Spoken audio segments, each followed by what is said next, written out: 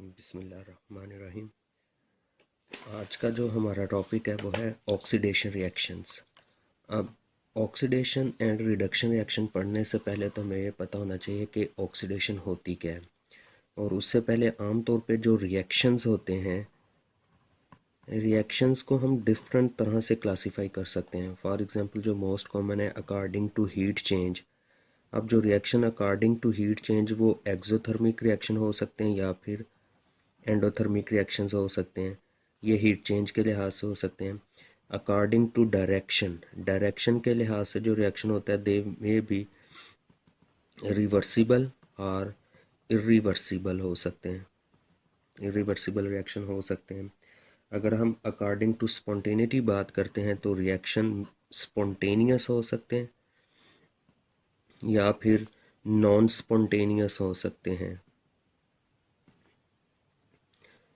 तो इसके अलावा जो रिएक्शन हम डिस्कस करने जा रहे हैं वो है types of reaction according to electron transfer. Electron transfer. अब रिएक्शंस जो होते हैं अकॉर्डिंग टू इलेक्ट्रॉन ट्रांसफ़र दो तरह के हो सकते हैं। यानी कि हमने ये सिंपल सा कहा कि जो रिएक्शन होता है उसे हम डिफरेंट टाइप्स में क्लासीफाई कर सकते हैं according to heat change, according to direction, according to spontaneity, according to electron transfer. और according to electron transfer reactions are of two type. एक को हम बोलते हैं ऑक्सीडेशन रिएक्शन और एक को बोलते हैं reduction reaction.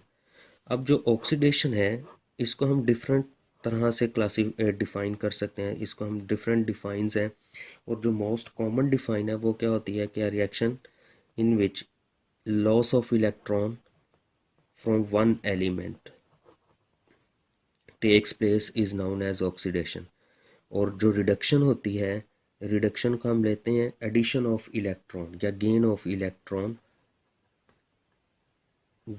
Of electron by a substance is known as reduction.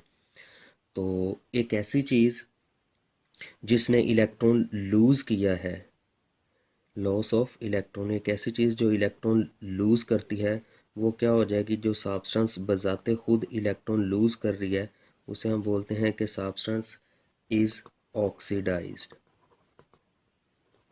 और एक ऐसी चीज़ जिसने इलेक्ट्रॉन गेन किया है उस चीज़ को हम बोलते हैं कि वो चीज़ रिड्यूस हो गई है।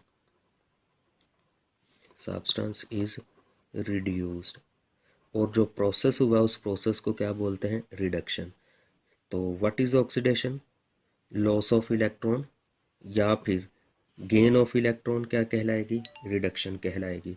फॉर एग्जांपल अगर हम एक कॉमन एग्जांपल करते हैं ऑक्सीडेशन रिडक्शन के लिए तो उसमें हम कह रहे हैं कि फॉर एग्जांपल मेरे पास एक आयन है क्यूप्रस आयन, उसको रिएक्ट करवा रहे हैं हम फेरिक आयन के साथ और after the reaction we get ferric ion and ferrous ion.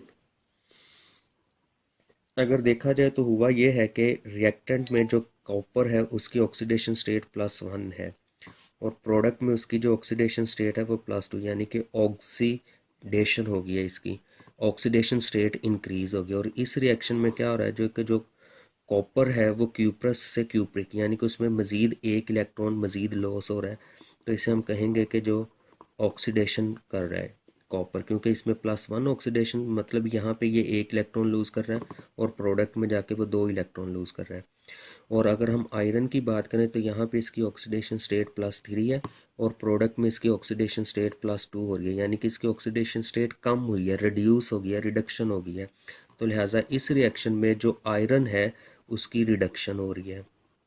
मतलब ये हुआ कि जो कॉपर है वो Cu+1 था, इसने जब एक इलेक्ट्रॉन लूज़ करना है तो वो Cu+2 और एक इलेक्ट्रॉन एलिमिनेट हुआ। अब ये वाला जो इलेक्ट्रॉन एलिमिनेट हुआ है ये इस फेरिक आयन में ऐड हो जाएगा और जब ये फेरिक आयन में ऐड होगा तो उसकी ऑक्सीडेशन स्टेट को ये रिड्यूस कर रहा है, ये बन जाएगा Fe+2, यानी कि +3 में एक इलेक्ट्रॉन ऐड किया तो वो -2 रह गया।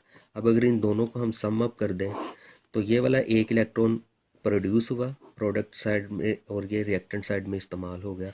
अगर इन दोनों को सम अप करें, रिएक्टेंट साइड को सम अप किया Fe+3, ये बन जाएगा Fe+2 और साथ में बन गया Fe+2 जो कि हमारी टोटल केमिकल इक्वेशन है। मतलब ये हुआ कि इस रिएक्शन में जो कॉपर है, क्यूप्रस आयन है, वो ऑक्सीडाइज हो रहा है और जो फेरिक आयन है वो रिड्यूस्ड हो रहा है।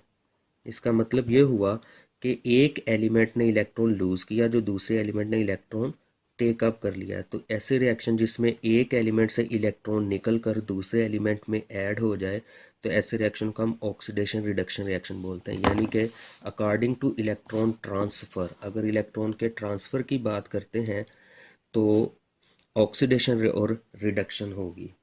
तो इस रिएक्शन में जो हमारे पास कॉपर है Cu+1 क्यूप्रस आयन जिसे हम बोलते हैं, ये रिड्यूसिंग एजेंट हो गया। और जो आयरन है इसे हम कहेंगे कि ये हमारा ऑक्सीडाइजिंग एजेंट है। अगर हम इनकी डिफाइन की बात करते हैं तो oxidising agent a substance which have tendency to lose electron, substance which has tendency to lose electron is known as reducing agent। क्योंकि ये इलेक्ट्रॉन लूज करेगा और जो इलेक्ट्रॉन लूज होगा वो डेफिनेट किसी दूसरी जगह पे जाके ऐड होगा, तो वो रिडक्शन की बाइस बनता है। जैसा कि यहाँ पे कॉपर इलेक्ट्रॉन लूज कर रहा है और यही एक इलेक्ट्रॉन इस फेरिक आयन की रिडक्शन की वजह बन रहा है। तो लिहाजा जो ऑक्सीडाइज हुआ है इसे हम क्या कहेंगे कि रिडक्शन की वजह बन रहा है, कि इसने जो इलेक्ट्रॉन लूज किया है वो किसी दूसरी जगह पे जाके इलेक्ट्रॉन को ऐड करवाएगा। लिहाजा इसी वजह से ये रिड्यूसिंग एजेंट हो गया। और जो फेरिक है इसे हम ऑक्सीडाइजिंग एजेंट बोलते हैं। What is oxidising agent? A substance which have tendency to gain electron, substance which has tendency to gain electron। अब ऑक्सीडेशन क्या होती है? Removal of electron. आयरन एक इलेक्ट्रॉन टेक अप कर रहा है तो मतलब ये किसी जगह से इलेक्ट्रॉन को एलिमिनेट करवाएगा, और जहाँ से इलेक्ट्रॉन एलिमिनेट करवाएगा वहाँ पे ये क्या काज करेगा? ऑक्सीडेशन काज करेगा। तो इस एग्जाम्पल में जो फेरिक आयन है वो हमारा ऑक्सीडाइजिंग एजेंट भी है। ये हमारा ऑक्सीडाइजिंग एजेंट है क्योंकि ये इलेक्ट्रॉन ऐड कर रहा है, और जो अब इलेक्ट्रॉन ऐड करेगा डेफिनेट किसी जगह से इलेक्ट्रॉन एलिमिनेट करवाएगा। और इस एग्जांपल से एक बात हमें क्लियर होगी कि जो ऑक्सीडेशन है वो हमेशा रिडक्शन के साथ होती है। Oxidation always